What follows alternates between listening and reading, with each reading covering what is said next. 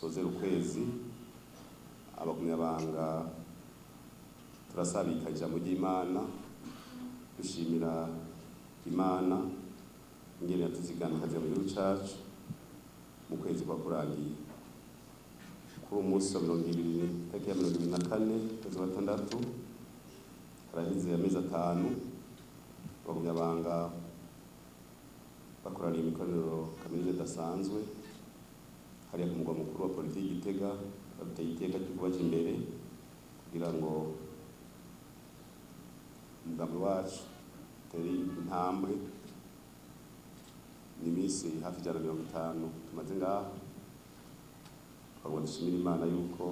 aya mezi yose duhuriranye aya mezi 5 bikaba byagenze neza umuntu akaba yarakoze akazi bamutumye kandi tukumva yuko bimeze neza hirya no hino twishimira rero Imana. Ukwezi kwa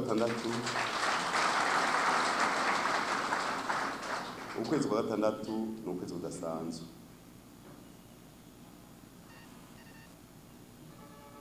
Ukwezi kwa gatandatu ni ukwezi twabuzemwo imboneza yacu, imboneza yamaho sogokuru wacu Petero Nkurunziza kwa munani Ruheshi niho twibuka umwaka rurangiye tugashimira abadufashe mu mugongo bose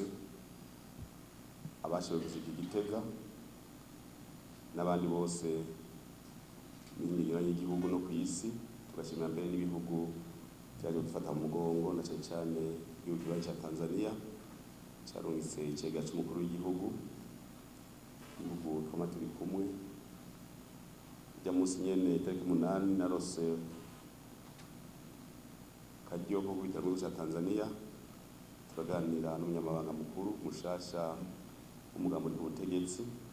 tuvugana yuko twobandanya dutsimbataza imigenderanire hagati yacu y'ibihugu n'imigambwe nk'abatanzania n'abarundi ko murazi igihugu cya Tanzania n'igihugu cyatwaye hafi mu byiza no mu bitwagiye turacamwo kuva igihugu cyacu kikukira twagumye turi hamwe ni muhira ni mu babanyi mu bagenzi ni mu nshuti. Ukwezi kwa gatandatu rero turazirikana iragi sogokuru wacu yadusigiye tuzorangiza undwiza kwezi kudasanzwe umwe wese bagumyabanga z'umugambwe barundi umwe wese narabe cyamusigaranye kimwubake tera intambwe tuza kwigarukako ukwezi k'umunani kwa gatandatu n'ukwezi kandi kwa 18 Ruheshi twahimbaje umwaka umwe uheze n'icyo kuri igihugu cyacu n'amajoro ndashimiye Evariste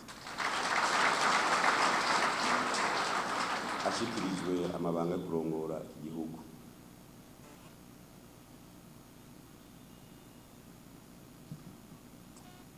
Niboneka rimwe ko murazi yuko indongozi zacu twarazitora kera bagacaziburizamwo mugabo sogokuru wacu yarakwije ibiringo bitatu vyiwe ibiringo bibiri yatwe n'abene igihugu n'ikiringo ca mbere c'abaserukira bene igihugu 15 yarakwiye tukaba yarahejeje ikiringo neza reka mbere aranaduha samuragwa nivyo abantu bose bamwe babaza gituma indirimbo za samuragwa zabwe zivugwa cyane twamenya yuko ari ibintu Imana yapanze udati ngo samuragwa ni mubandanya nawe n'urimbo rupanze gose rwa samuragwa ngo samuragwa murabona yuko mu nywace bw'Igitega uni samuragwa koko uyu amemaliza kazi yake anaenda nyumbani hajareje gukora cyata mwe wese amenye yuko aje akazi yatekanirijwe anaondoka nimuze muravuga ngo jezo kanyishiza nga hapana ntabwo kanyisha birimwo ukoza akazi gikuru ugakora neza ukagenda uvuga uti nimemaliza kazi bose bakavuga bati yaragakoze kandi yagiye neza. Ntuvyonge utera akajagari ngaha mu gihugu ejo bazovuge ngo njanye naho yatuvuye ko hapana iragi ico bose bakwibukira ko nibyo birababaje mugabo kandi itubabara cyane kuko yaduteguye uwashoboye kuza arumviza amajambo yavuga barumva yuko ari intumwa kuko takunda kwandika ibitabo haje twovyandika neza ku myaka 500 igihumbi usanga yari intumwa mu ntumwa zaciye ku isi usanga yanditswe muga twebwe natwe cyo tugera tukavyibagire nyuma y'imyaka 5 twibuke ko yabayeho. Kumva rero ubu n'ukwezi kudasanzwe n'ukwezi twibukamwo sokuru wacu agira urugendo rumuganisha ku Mana twashize imbere, tukaba ari n'ukwezi samuraba wacu yakiriyemwo amabanga kurongora igihugu kandi akiyobora maro n'umutekano ubwitonzi ntangere umwaka ukabuheze mbere n'ibihano byose n'abatuvuga nabi bose basigaye batuvuga neza. Imana ishimwe cyane.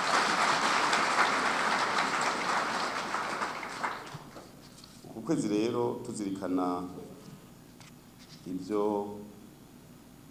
byabaye, tuzirikana umwaka Samarwa wacu amaze arongoye igihugu. Twaragiye mu masengesho Gitega kwa 17, kwa 18 na 19 Ruheshi. Hari ijambo ry'urufatiro bose bashimikiye ko nibaza yuko ari ijambo rikomeye cyane, kurekuriranira imbabazi. Umwe wese yirabe mu buzima bwiwe, ntuzoraba uwundi ngo ntiyambwiye ngo ntiyasabye ikigongo cyangwa ngo ntiyangiriye imbabazi. Irabe wewe, umwe wese yirabe ntazaraba abandi, kandi wiravye uzomerwa neza, uzobaho neza. Umva rero turashima ijambo ry'urufatiro ryadusubije mu buntu bw'iwacu, tuja kwiyumvira umwe wese icari ahari mu kibano safi. Jene ko ndavuga ngira abatagira imbabazi n'abataciye mu ngorane, twe twaciye mu ngorane nyinshi. Niko ndagira mwishimiwe hajya ko nabwiye nti burya umuntu atogira imbabazi n'umuntu ngira ngo atarigera yabona ingorane zaci igari abantu bariho ngaha kwisi. Je bandashinze 8 kuri tele uciye wiyumvira rero igituma ukiriho, so wiyumvira igituma uriho ataka ubuntu bw'Imana. Ubuntu bw'Imana ugiye kuraba rero nk'ivyo ugaje ugenda uragenda abantu bose ngo urakaze ugenda uragara ngo biramusha nugiri iki nugiri utsitaye ko ntumusaba imbabazi none uzobugiye he umaze kubona nk'ibintu nk'ivyo. Umva ugiye urabana rero udaciye ama situation ya mwamwe, hari igihe ubona kukaze ugenda urahonyanga ku bantu kubera hari ibintu byinshi taracamwo ngo ubone ko iyi si utabaho kubera wewe ukaze, ubaho kubera ushaka imbabazi z'Imana. Igara abantu bagenda barahonyanga abandi ukamerwa niwe yiremye. Twarabonye abantu bagahara gushika mu mabanga biragoye, gushika mu mabanga kugira indongozi biragora. Nico gituma iyo abantu bagomba kuronka abarongozi usanga bicisha bugufi, akagenda buke akaraba yuko atanahamutsitara gusenga, akazana Bibiliya mbere imaze nk'imyaka 30 babona yuko afise experience mu gusenga. Nturabibona cyane umuntu mu buselva mwewe umuntu ashaka kurondera Bibiliya iri ku misengesenge kugira gusa babone yuko afise ancienneté, akagenda buke ati jewe ico hankorokereza. Ega benshi niyo byabagoye, umuntu akaza hanyuma bamwizeye ntusubira no kubona na Bibiliya agira hasi kubura hejuru. Kujya kukizino rero niyo ngorane iriho. Ikizino kiza ku isi kije bugufi kuko ku isi haragoye gushika. Yamurabona n'umwana avutse carira kubera haba haragoye gushika. N'ikizino kuva mu kuzimu kiza kiri muri Garudavu, abazi gisoto kiza kiri muri Garudavu kubera haragoye gushika, muga gishitse gica kigara muga probleme y'ikizinu kiragara nyuma y'umunsi umwe gica kibora muzora abantu bose bagara ku mabanga barose nta kabiba mara uragenda mu evaluation sindabaha uburorero uragenda evaluation murara kwicisha bugufi kuno kwezi kwibuka sogokuru wacu yarishije bugufi gosiga ngira muramuzi mwese utarose umwanya wo kuganira nawe cyangwa kwicara nawe yarahomvye yamubona kure muga muri kumwe babiri urumva yuko hari ubundi bushobozi ega ngaha twese turaganira n'abantu mugabo hari kibura muri kumwe muraganira n'umuntu hari kibura murazoza muraganira babiri mugabo uganira na Petero Nkurunziza warumva yuko uri kuganira n'umuntu umuntu nyene sinzi mu buhamya inguvu mu majambo yiwe waragenda washushe akakubwira ati yarindira ibyo bintu bishuhisha genda ukibuke ngira ngatwe twagumye dukurira mu mabanga yo kudoriya abantu baba twagumye tudoriya naka ntashoboka ibikiye kugira ngo ntacu nayonye tuzaza kuraba tuzovyiga pole bila matatizo bila urumva kujya nyene yimereye umva rero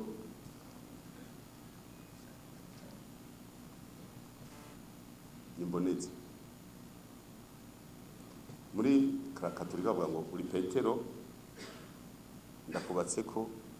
eklezia yanje njyewe niwe yarazi ukaririmba ko n'umuntu yakuriye mu kibikira nakaririmbo keza mugabo ko twagize chance twebwe abagumyabanga systeme y'abagumyabanga tukaba dufise Petero wa wundi nyene bitiranwa na Petero original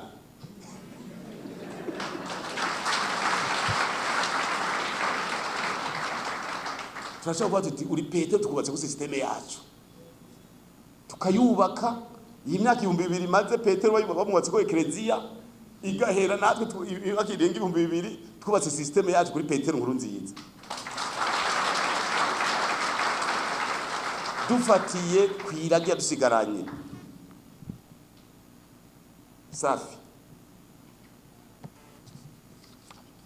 ngira murabizi imbono yene yarinda yene yakunda igihugu yagakunda ibikorwa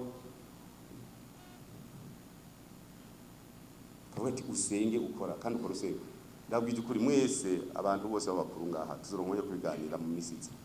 ubuhinge duheze gushaha inzego kwezi kwa rugusha b'inzego tugarukako tuzohurira ngaha abantu bose mwizewe uragenda ku kazi ntunasenga ugenda warushe kuryama uburewe wagitsene uronka umwanya wo kuruhuka kwiyumvira igihugu ukapfunda ingorane nyinshi kuri igihugu ingorane nyinshi twagitera imbere mugari ingorane nyinshi watu wafanye kazi bibaronka umwanya wo kwiyumvira ingano kwiyumvira navyo birafasha igutera umwanya wo kwiyumvira ntacyo ukora ubwo mutonda mu biro reka ndeke kubivuga mbere bavuze ngo navuze nabi navuze ni amazine yacu arabaho imyaka 30 ntiyunguka batonda ku kazi abadeje abantu bose muri batunguka aho kwiga muti reka njyame kare saa 9 mbyuke niyumvire rero ngenda mpindura kuyantera imbere mu byo bampaye rero ashize amaze kuvuga ati dusenge dukora dusenga safi kandi benshi baraverifiye ntawo maramaye nta numwe yamaramaye ikintu ukora cyose kiraheza gihe mugabo bangikanije bica bibindi yari umuntu afise morale umwanya wose yamara abone karatamba ariko nta mwamishikira naho uratamba rusha gutamba nka Nkurunziza yera biragenza none kwese ni pastor we apotre meshe ni mwara abantu murakoze b'Imana tamba nka wituraba ibishoboka hari akantu ugumubura uragira mugabo hari akantu ugumubura ko wewe yafatanye ibintu byinshi ngira amasengesho abereye muri sosumu kubagiye yaravuze ibintu mpaka umuntu akavuga ati none uwo mukuru w'igihugu wewe akoma avuga ibintu byose avuga ngo bizoba ngo bizogirane none yabibonye ati sizogira ingorane izogira ukuri muzorabi amajambo muzoyarondera ivyo yavugiye muri sosumu byabiteye ubwoba mugabo uravye corona kwisa abazungu kubita hasi ibihumbi 5 ku munsi ibihumbi 3-4 mu Burundi tugenda mu misa mu misigiti mu mashure tangora dufise abandi 5 ari aho bapfuye 10 ku munsi ugaca wiyumvira none yari yabonye gute muzo marabye bya bintu yavuga twavuga ati uyu muntu azafata kwegera nabo none mukuru urashaka kwemeza mugane boke nimba waranditse nibe yavuze bitaba byose rumwe kimwe